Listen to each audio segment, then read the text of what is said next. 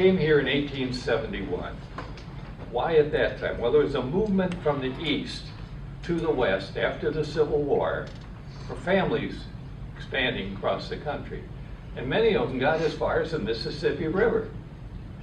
They couldn't go much further. There weren't many bridges. So they located in towns where there were bridges. And at that time, the bishops of the Catholic Church found a lot of Catholics coming, and they had no schools. And in St. Paul, there was a letter I found in a file. They started a school, a layman started a school, and he said, "These are the wildest people I have ever seen." And he said, "I can't control it anymore." So he resigned, went back east, and they made him a college president of Seton Hall. So it's easier being a college president, I guess, than teaching in grade school or high school. But I doubt that, because I was both. But anyhow, that was Minneapolis, St. Paul. The bishops kept writing, but what brothers didn't have, we weren't new to the country, but we were new to the Midwest. So we gave what we could.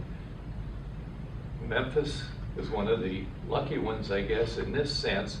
The bishop kept writing and writing. We needed teachers for these schools down here. We want to start. They said we had no brothers.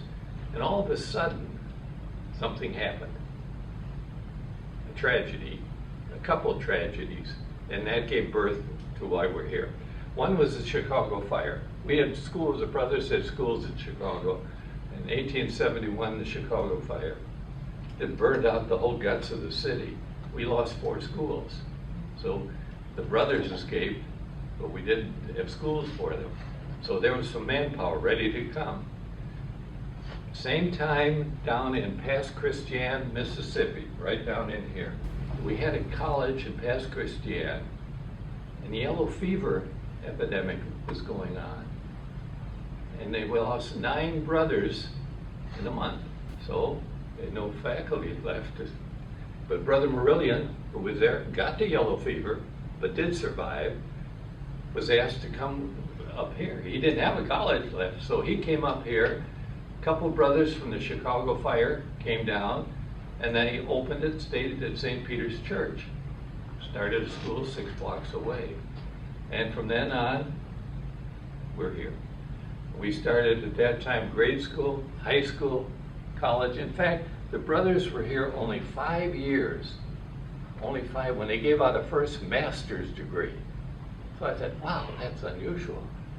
And it turned out that it was one of the fellows from Memphis who had graduated from St. Louis University with a BA, came back to live in Memphis, wanted a master's, and the brothers set up a program. And in those days, that's how it was done. You didn't have all this test and measurements and all these other things that you people have witnessed or will go through. But I think they were sometimes self-made men who studied and relayed that information on.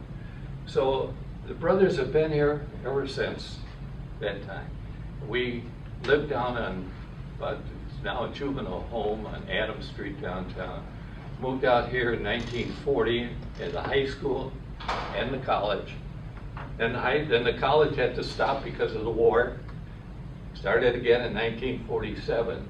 The high school remained steady, and then moved out from here in 1965.